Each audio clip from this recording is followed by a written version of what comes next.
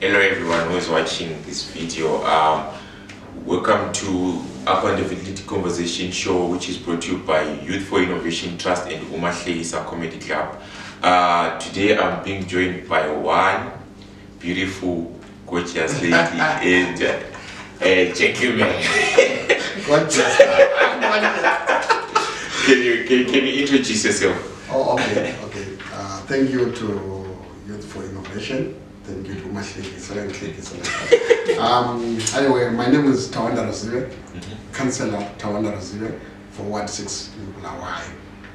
Thank you for having me here. I'm ready to talk about the business of Bulawayo with you guys. Okay, thank you, presenter. My name is ACCOUNTABILTY from Youth for Innovation Trust, Programs Manager. Okay. So, can you briefly tell us about what you understand in business? Okay. In business? Yeah. Okay. Thank you for that question. In business, the good thing is actually I'm a businessman. So it's all about making money.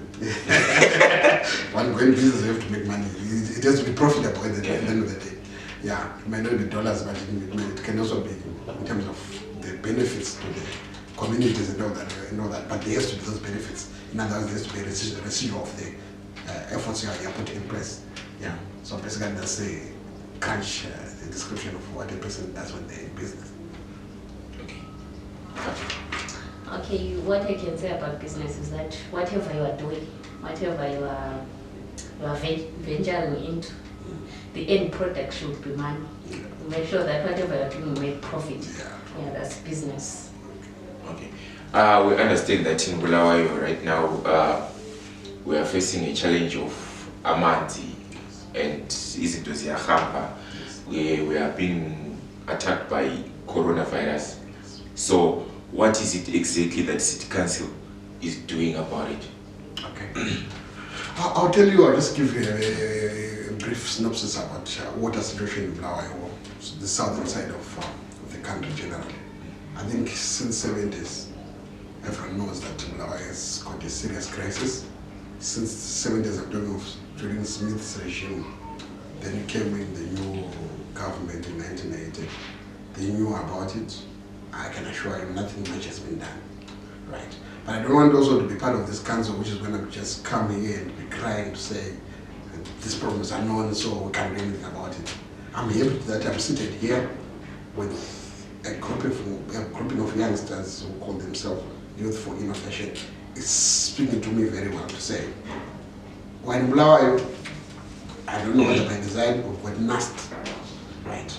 Since 1970s, to date, was NAS as part of our stakeholders in Bulawayo. What have they done also? They've got a water department there. Just to say, how can we come in with an innovation which will ensure that Bulawayo gets adequate water? I can assure you nothing has really come forth from that side. Right? Tina is City Council with our engineers. We've been there for years. Right? They are very good in presentation. Now we've got this problem, we had this problem, this pipe, that's not good enough. I think we need to really now move off that, come from the zone where we're good at just explaining what is happening. What is it that we are doing? Because we know Bulawayo doesn't have enough water, or in Region 5, no matter what happens. But every time when the rain season comes in, I tell you there will be so much water running away. What are we doing to harness that water? Look at Israel, for example. It's a desert area. But they've got enough water because every time there's a rainy season, they will harvest every drop. Tina were busy crying, this is a bad place, government, let's do this. Government is not doing enough. Yes, government has got its role to play, but Tina is ourselves. I think we're actually failing ourselves. When it was Bulawayo actually itself, it's built over aquifer. Underground here, you don't have to go very far. There's lots of water. Right? Yes, we do not have to be having so many balls in town, but it can be done on a larger scale with good partners, and we have enough water for everyone here. So the solution is within us. Because you look at Chavez, for example, which is supplying bulk water to our dams. The engineers are, for a long time, have told us the pipe which is drawing water is not wide enough, so they need 700 millimeter, something which they're talking about for so many years. Why are we not doing that? You know, because the biggest problem that we have at the moment, we don't have enough water into our dams. That water which we then take, anyway, it's being controlled by because Chavez Dam is under just government anyway. But to be honest, I think we're now tired of saying government because we know the government won't do anything else. We now only need to look into ourselves and say, as the stakeholders, including bonus, including our stakeholders, including our students, let's come together and solve the Bulawayo issue. Right? Don't look at city council and say, city council give us water. You know our problems when you guys grew up without water here. And up until now, most of you are now married, you know that there's still no water. Yet the solution for me is within us. Let's come together. Let's have another platform where we meet councillors, we meet students, we meet all those who got something to do with Bulawayo. Then we can start to profile solutions. Because the solutions are within us here. What is, like rains are coming. What are we doing? What's the plan? I'll tell you, it will be running away. It will be like waiting for an hour for water to pass. You don't know where that water is going. No one cares. 3 months down the line, we're saying there are no water in the dams, there's whatever. Even if our dams are placed on the wrong side, what can we do? Let's place another dam somewhere. That can be done. Those are kind of solutions. But it's good to say we've got this plan, right? We're just waiting for funding. And part of what is our government has done, actually, which has failed us a lot, is to fail to declare us Bulawayo as a water disaster area. I'll tell you what it does. When the government just agrees to say Bulawayo is a water shortage disaster area, it means Tina, even as council, we can access funding from even outsiders. We don't have to go through the government. We can go to Australia, we can go to America, we can do whoever, as councillors, as council actually, right? And you are not limited. But at the moment, if there's no that declaration, government is still in control and essentially taking us backwards. Basically, that's my synopsis. I'm going to that. Okay, we understand that it affects our citizens as our Bulawayo. Yes. So, Abigail, can you tell us how has it affected you, Ushotawamanzi, Bulawayo as an individual? Okay, before I answer that question, I want to add on what Cllr Ruzive has said. It's not a job only a city council who want to our residents have got enough water, but different stakeholders have to come in. So my question for Councillor Wuti, has the councillor done anything? Is there any initiative to bring all those stakeholders together, or who's responsible for bringing those stakeholders, different stakeholders together, to discuss a solution? How can we help our residents to get enough water? Have we done anything so far to put that into talk? Yes, thank you so much. I'll tell you, it's actually a work in progress. I don't want to talk as a politician here and talk of things which don't happen. What has happened is, or what has actually raised the bar for us, is when there was diarrhea which is related to water, which has then killed people. For everyone else, it's now a red flag. We can't continue to be talking now. Things have to start to happen. To an extent that there's a special committee that has been set in council, and we've said it's not good enough just to have the same engineers sitting around the table talking about the same things. Let's now involve everyone else. Right? It's the next stage of what our chairman of engineering committee, who's Councillor Rafael, is not here with us. He would have given more information about what they are doing to make sure that they expand their committee to include so many others. Like NAST for me, I always look at them as a technology university. Surely there's something which they want to, which is very parallel to what the council is doing, and why should it be like that? Because we're talking about the one cake here, we're talking about Bulawayo. Let's come together. It's actually the kind of questions we've been asking in our full council, where we're saying the committee has to do much more. In terms of not just continue to confine your knowledge to yourselves, because we've been like, since the 1990s, our engineer, director of engineers, has been talking about the same thing. I've got a problem with this, got a problem with this. Year on year, we can't be reporting on that. Let's now talk of innovation. Now let's now talk of progress and say, what do we need to do? Yes, so to answer you, there's a committee which is in place, which has always been in place, but we've said you have to be expanded now. Include ministry, include our universities, include our youth. Like when you talk of youth for innovation, there's always something which I believe is happening around you. You've got an idea, which you may not even know to say how do I take a step further, but this, where I live it, maybe my community, just my community, maybe my core community, then you expand it to across the 29 wards. Basically, that's how I'm looking at it. Okay, thank you. To answer your question with how the water situation have affected me as a woman. To talk of as a woman, and menstrual hygiene is difficult when you get a month. Running water. Also, COVID-19, you have to always wash your hands using running water, but there is no running water on the taps. So how are we expected to conform to those standards as a local setting to prevent COVID-19? Then also, we spend most of the time boreholes, and the answer is something productive. I have to leave my business, then go and lie in esporane. And how many hours? So I think women are mostly affected. Yes, everyone is affected, but women, I can say they are the mostly affected when it comes to e-water situation. Is kind of What? Okay, concerning on that, what measures are being taken by ECID Council? Okay. What we've done is, as council to say, we've got balls, obviously, in each and every ward. But those balls are not many enough, right? So we've complemented now, we are bringing in what we call water kiosks, right?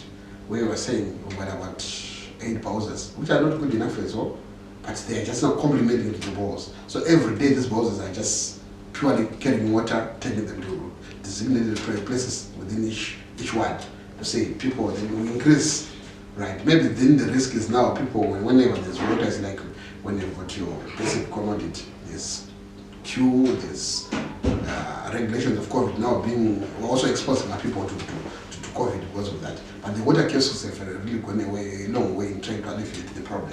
But that's not good enough. Like I'm saying, we need to look at this thing holistically and say, water kiosk, yes, is a short-term thing. What is the long-term to ensure that now has got enough water? We can't continue to be crying. That's the honest truth.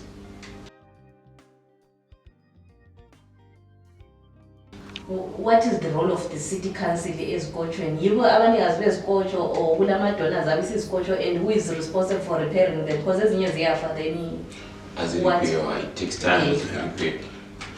I'll tell you, everything which is within our city belongs to city council. Yes, some things are becoming like is it Danida? We've donated some balls for us. Once they've installed them, they hand over to council. They are in our box. We are now responsible for the maintenance, which has been our biggest problem as council. We've almost next to zero budget on maintenance, right? You find way back when you guys were growing up, you used to see what's called come just to clear the sewer, for example. Now to have money to put into employing someone who does that, council is just cutting, because everyone else is cutting on numbers. As a result, service delivery is just being affected. That's basically what's happening. So those balls, they are 100% our responsibility. We should do what we call preventative maintenance, not even to wait until it's broken down. Preventative maintenance tells you to say, you have to deal with this ball before it's even broken down. Take off that bush because it's already one. After a period, take it off and put a new one, so that there's a continuity. That is not happening at the council level because of budget. Everyone's talking about budget. Our budget, which is in Sindor, which I think the previous council was talking about the government. You can't then disconnect from the government because we do a budget here, it has to go to the central government, they approve it. And when they approve it, they're the one who decide to give you forex when you want it. You want the forex, they will tell you they don't have, they'll give you for that. That's basically our biggest problem that we have now. Okay, you also talked about Amabaus. Amabaus are, I can say they are the biggest hotspot for COVID-19, the way things are done there. And they also 100,000. Just groups are 19. I'm going to 19. That's why we're limited to 5. But that is not enough for us. So are there any ways to? Yeah. To be honest, what we've just done is to say, because I think we've got 8 to 10 houses for the whole city. It's not good enough. Each ward, basically now, because even in the eastern side it was better. Was that's where criterion is. So water was always available there. So what is happening now is almost each everyone needs a bowser. So we need to increase, and part of what we're going to begin to do, there's 2 months away we're going to start our budget. We need to increase the number. But in the short term, what we've agreed with the council level is to say, let's hire out. There are some people with their bowsers which are idle. Let's hire out, we'll give them contract just to carry water. For then these bowsers comply with our health and safety requirements, and they under council. Because we can't just allow everyone else to be doing that in case of other outbreaks again. Council has to take responsibility when it comes to health issues within the city. Okay. Okay, there is this myth about Bowsers. Yes, it's a myth. Yeah. Bowser is not safe for drinking. Is it true or false? I wouldn't say they are safe, neither would I say they are not safe. Because you know why? Because there's lots of handling. For a Bowser to get to you, there's a lot of processes, right? From where we depends on our source. But at the moment, the beauty about it is we're getting this water from our source, which is it's not bore water. We're getting properly treated water. But in the process of moving it from the source into the Bowser, there's a lot of quality checks which need to happen, which are not happening.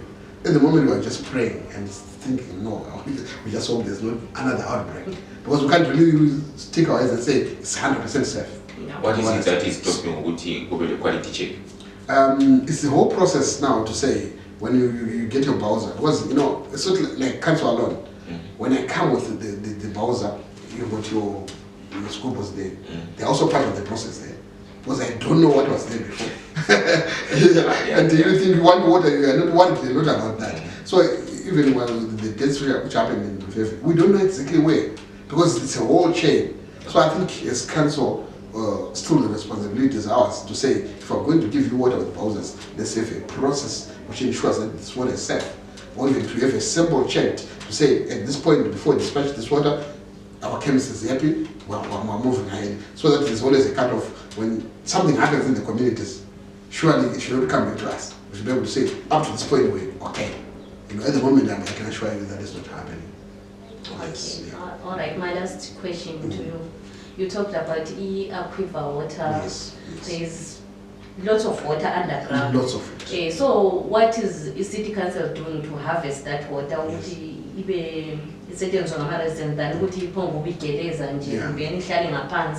Without it, are there any measures? Is it Council inside? Yeah, which is one thing which we've been very good as council is just to write what has to be done. Those things have been there since the 90s to say we need to access. There's lots of water underground. No, Bulawayo is a dry region, but because of the aquifer, we've got lots of water. But for us to access that water, there's lots of equipment which is needed, and the equipment needs forex. The problem now is we're charging our rates in bond. Now, if we want to buy a machinery which can cost 1.5 million US, we don't need to go to City to RBZ through Minister of Finance. They will tell you their stories that you are not priority at the moment of dealing with this.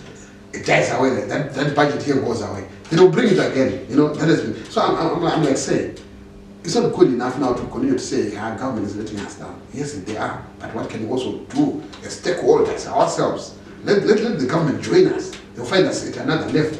You know, that's why I'm actually like believing in this. I've always believed in it. This is Zambia's water project initiative. You know, that's an intent. That's a local initiative, and we need 2-3 more of those. I can assure you, we'll start to solve our problems as Bulawayo and move away from this government. Yes, so, because they will just look at us and be like that. Like I'll tell you, when we were crying that they should declare us a water disaster area. The minister came and said, in 3 months, they are going to push enough water into our dams through zero. But I can assure you 3 months is gone. You guys are still like, there's no drop of water. We're going for weeks without, you know. So we've realized now we can't continue to be listening to that. Let's do what is within ourselves. As not as City Council alone, but as the stakeholders, everybody involved. So that's the level where we need to move to. While we are still on that note, can you briefly tell us about the proposal committee? Yes, I'll tell you the Kami Dam for me. This is now a personal issue for me. Okay. The history of Kami Dam is not good for me personally. I know other councillors are saying maybe it's a short term, but personally I believe Kami Dam has got lots of history. There's a lot of things which happened to that dam. Right? But before it was closed, it was more of like contaminated water. Right? Then there's a myth. I still want to say it's a myth because I don't have the evidence. When Gukura Wound happened, people are still saying bodies were thrown in there. Right? Well, it's a myth, but you know how it is perception, whatever you call it, it's a reality within the communities. They don't want to hear about that. So we can't be the ones to go and impose it on people to say, no matter what, you have that one. For me, I also think the kind of water also needed maybe for our ZESA, so that ZESA doesn't use our treated water. They will use canned water, right? Our gardens here, which are dead. Basically, Bulawayo is very green here. Yeah. Let's use canned water for that. Our BF, let's use canned water for that. And so that we leave our aquifer water for drinking. Canned water, I think it will take years for me for it to have confidence. Just create confidence amongst people. You don't want to impose that thing. So for me at the moment, it's something which I will not even advocate for, especially in terms of drinking water. It's not the solution. For me, it can be long term in terms of just trying to make sure that it substitutes what the industry is using, right? Then the industry can use that kind of water. So is our stadium, so is our gardens. Yeah, so is ESA, which uses lots of water as well for their cooling system. So do citizens have voice on? A lot, because I'll tell you why this process is told is because the moment I am a Ward 6 councillor, Bellevue Montrose, the moment I bring it to the group to say, this is a proposal from council. Because remember, my role as a councillor is just not to do things. I'm an advocate of my residents. They tell me, there's this issue, this is what I want. I will tell them, the council is trying to do this, I throw it to them. Once they throw it to them, they feedback. They get the feedback back to council to say, people don't want to hear about this, let's think of other areas. Basically, there's a level where you are. So, like Ward 6, they've totally said, come, water, they say, no. So, at that level, that's why I'm saying it's a personal thing with my residents. Others might still think, because of the situation, let's just try it. And I'm saying the sentiments which are coming from those who have been here before us, they're saying that kind of water, please leave it for now. Until the cleansing has been done and all the other processes, which is very long term for me. Yes. Okay. So, on our next point, how can the council and local business, citizens, and the government assist on each other? Yes. This is the tripartite I was talking about, to say, as council have tried to do this thing alone for a long time, which has been very, the biggest weakness to say, we've declared a situation to say, what is just say. It's not for the city council, they need to try and come up with the ideas alone. The business is very much interested because they need the water as well. Our university, like I've always been talking about university, NAST is a technological university. They should come up with initiatives and bring to council. But they can't just do it now without a forum.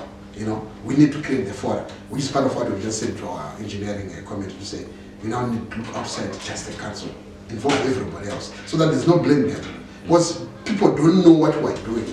Behind the scenes there's a lot here, which we try to do, but because you don't involve people, they don't then get to understand. They come here to year after year, they think we are failing. So the moment we engage everybody else, we bring in our graduates at the university, the youth, right, from Youth for Innovation, for example. We need to have your own strong department which looks at that. Say this is an area of interest. What can we do? We're talking about the CSR, obviously, on and off, which is also affecting the connectivity and all that. How can we tap into solar? It's an innovation thing. Let's think around those things.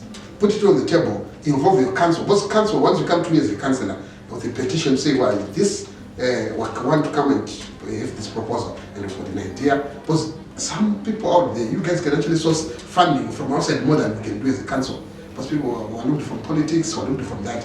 And as youth like this, we are very apolitical. So that's why I'm saying we need to tap into each other because of our different advantages to the core problem which we have.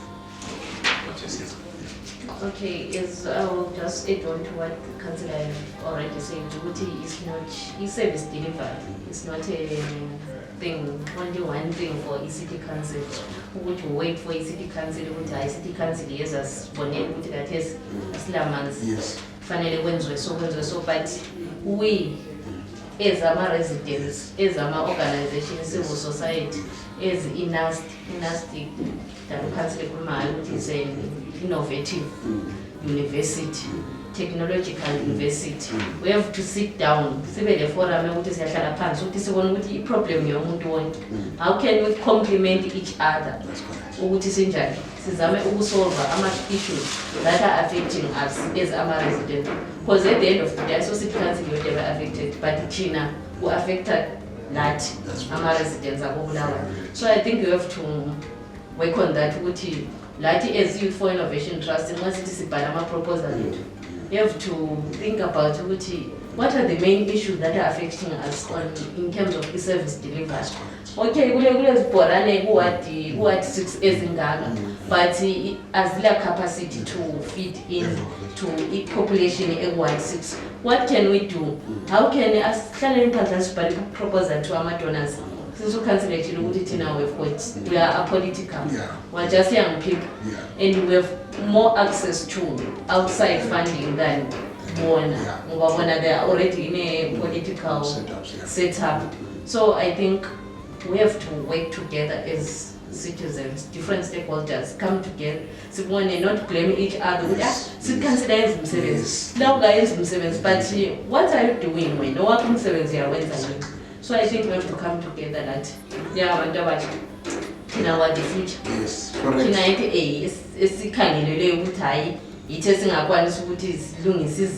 So we have also to compliment the city council, not to criticize the city council. We have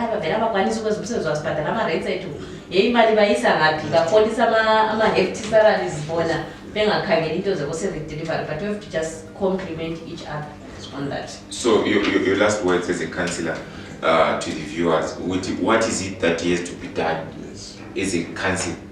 What information you reach out to the people?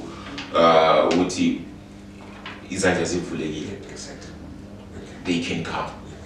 Well, thank you so much for that. First and foremost, I just so want to thank you guys for whoever, I don't know who was behind coming up with the Youth for Innovation. For me, it touches my heart.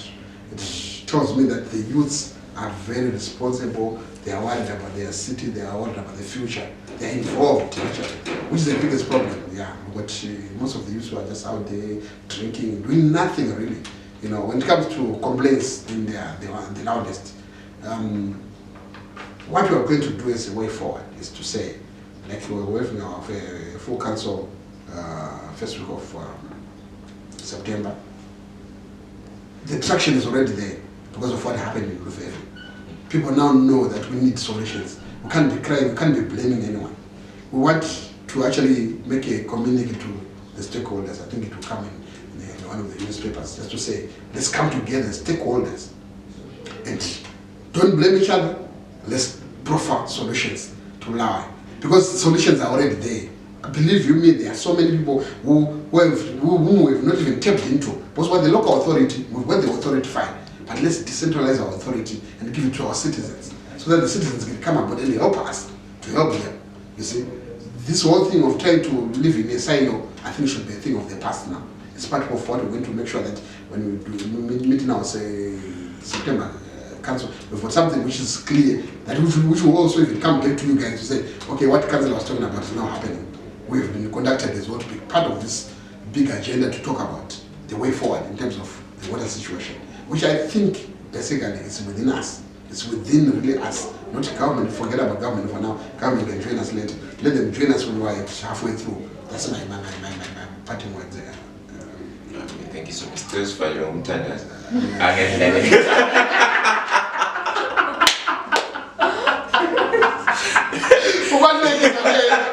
get to this point now, okay, that's fine. Thank you for joining us, Janice. See you next time, Friday, 2 o'clock. We are signing out.